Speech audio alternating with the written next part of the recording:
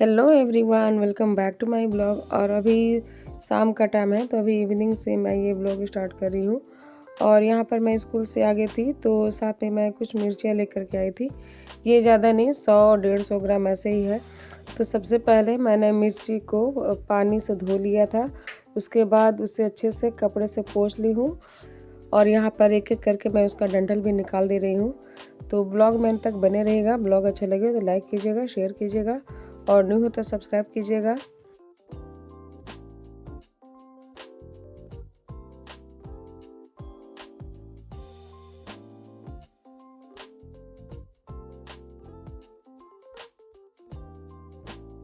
तो यहाँ पर मैंने सारे मिर्च का डंठल निकाल लिया है। और यहाँ पर मैं 3 नींबू भी खरीद करके लाई थी। तो तीनों नींबू को यहीं पर मैं अच्छे से पानी से धो ले रही हूँ। और अभी ठंड का मौसम है ना, तो रूम में ही बैठ करके ये सारा काम मैं कर रही थी, क्योंकि किचन में बहुत ठंड लग रही है। और कपड़े से तो एक बार मैंने मिर्चा को पोंछ भी लिया था, लेकिन जब डंठल मैंने निकाला तो फिर लग रहा था कि उसमें अभी भी पानी है। तो फिर से मैं अच्छी तरह से उसे पोंछ दे रही हूँ। नहीं तो फिर अगर अचार में अगर पानी रह जाएगा तो जल्दी ही ख़राब हो जाएगा। तो यहाँ पर मैं सभी मिर्चा को आधा आधा करके डाल दे रही हूँ, क्योंकि मेरे घर में मिर्च मैं खाती हूँ और एंजल थोड़ा बहुत खाती है। हस्बैंड तो एक भी मिर्च नहीं खाते हैं। मतलब कि सब्ज़ी में भी अगर एक भी मिर्च चला जाए तो वो गुस्सा होने लगते हैं। तो इस वजह से मैं सब्ज़ी में भी गोटा हरा मिर्च ही डाल देती हूँ, और कभी कभार ही मैं उसमें मिर्चा डालती हूँ। तो यहाँ पर मैं मिर्च को पहले तो आधा आधा करके काट दे रही थी, लेकिन फिर बाद में मैंने उसे इस तरह से डाल दिया। नहीं तो उसका जो सारा बिच्चा है वो सब निकल जाता है, वो सब रस में घुल जाता है। और जब निकालो खाने के लिए तो बस उसका बाहर का पोर्शन आता है, इसी वजह से। तो यहाँ पर मैं नमक भी यहीं पर ला दी थी। और यहाँ पर फिर नींबू को मैंने बाहर से रगड़ दिया है। तो अभी मेरा जो नया वाला रूम बना हुआ है ही, उसका जो दीवारें अभी खुरदरा ही है, उसमें मैंने पेंट वगैरह कुछ भी नहीं करा है। तो एकदम आराम से मैंने उसी में रगड़ दिया, और अच्छी तरह से ये एकदम क्या बोलते हैं, जो नींबू है किनारे से अच्छी तरह से वो खुरदरा हो गया। जो भी उसका बाहर का लेयर था वो सब निकल गया। और उसके बाद यहाँ पर मैंने उसमें नमक भी मिला दिया है। तो ये नमक अपनी मात्रा के अनुसार मिला सकते हैं। तो जब मैंने इसमें डाला था नमक, तो पहले तो मुझे ठीक लगा, लेकिन जब एक दिन बीत गया तब मुझे लगा कि नमक बहुत ही कम है। फिर मैंने उसमें 2-3 चम्मच और भी नमक मिला दिया था, तब जा कर के ये अच्छी तरह से ये गल रहा था। तो यहाँ पर ये मिर्च का अचार मेरा बन करके रेडी है। और ये अगले दिन का वीडियो है। तो मैं बाज़ार से एक केला का पौधा और साथ में ही एक गेंदा का भी पौधा लेकर के आई थी। तो अभी मैंने गमला नहीं खरीदा था, और ये बाल्टी ऐसे ही छत पर पड़ा हुआ था। तो हस्बैंड बोले कि उसी में लगा देता हूँ दोनों पौधा। और केला का पौधा तो फिर बड़ा हो जाता है, तो उसका जो तना है वो भी मोटा हो जाता है, इसलिए बाल्टी में ही लगा दे रहे हैं। और यहाँ पर ये स्नेक प्लांट है, तो इसका जो पत्ता है बहुत ही ज़्यादा बाहर फैल गया था। उससे हस्बैंड यहाँ पर मतलब कटिंग कर दिए हैं। और अभी जब ये लोग गुड़ाई मतलब इसका जो मिट्टी डाल करके पौधे को रोप रहे हैं, तो पूरा छत एकदम पानी पानी हो गया था, पूरा मिट्टी वगैरह लग गया था। और ये देखिए, यहाँ पर मैंने अचार को भी धूप में गलने के लिए रख दिया है। तो यहाँ पर हस्बैंड और बेटी मिल करके दोनों पौधा को रोप रहे हैं। तो इसमें मिट्टी डाल दिए हैं, उसके बाद जो भी इसमें कंकड़ पत्थर था वो सब निकाल दिए हैं।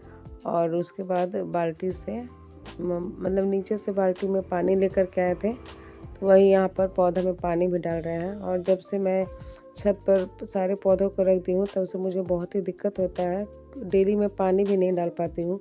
पहले सारे पौधे नीचे थे तो आराम से टाइम टू टाइम पानी डाल देती थी, और सारे पौधे हरे भरे रहते थे, फूल भी अच्छा खासा होता था। लेकिन छत पर हो जाने की वजह से अच्छा से ना मिट्टी मिल पा रहा है और ना ही पानी मिल पा रहा है। मतलब नीचे का जो मिट्टी होता है उसमें नमी रहता है, इस वजह से पौधे अच्छे खिलते थे, अच्छे बड़े भी होते थे। और यहाँ पर पौधे अच्छी तरह से नहीं बढ़ पा रहे हैं, तो अच्छा नहीं लगता है। लेकिन अब क्या करूँ, मजबूरी हो गया है मेरा। तो यहाँ पर दोनों बाप बेटी मिल करके पौधा में पानी डाल रहे थे। और उसी टाइम क्या हुआ कि एक बिल्ली आ गई थी, तो वही मैं गई थी यहाँ पर बिल्ली को भगाने के लिए। ये देखिए,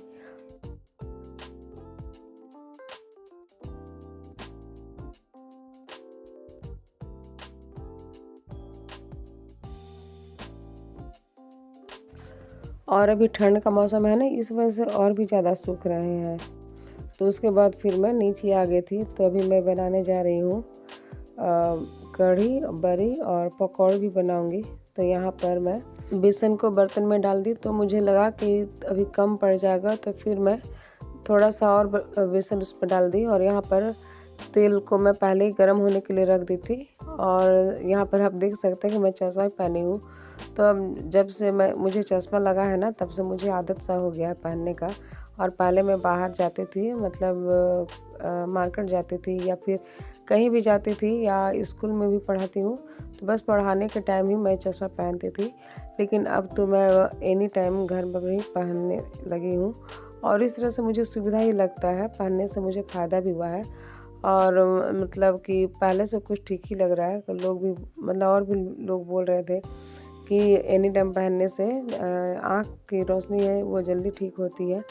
तो देख रही हूँ मुझे भी कुछ फ़ायदा तो हो ही रहा है। तो यहाँ पर मैं बेसन डाल चुकी हूँ और उसमें मैं हल्दी अभी डाल रही हूँ। साथ में मैं उसमें थोड़ा सा जीरा और नमक भी डाल दी हूँ। और यहाँ पर फिर मैं उसमें पानी से अच्छे से मैं उसे फेंट लूँगी।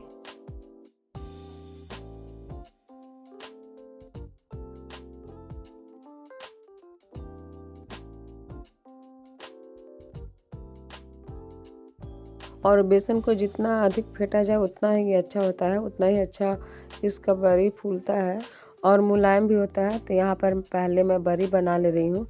और दूसरी तरफ आप देख सकते हैं कि मैं पहले ही पापड़ भी तल चुकी थी। और उसके बगल में एक चिप्स है जिसे हम लोग बचपन में फोफी कहते थे। तो इधर बंगाल में तो उसे फोफी कहते हैं और इधर झारखंड में उसे चुस्ता बोलते हैं। तो मुझे ये बहुत पसंद है। और आपकी तरफ इसे क्या कहा जाता है, प्लीज़ कमेंट में बताइएगा।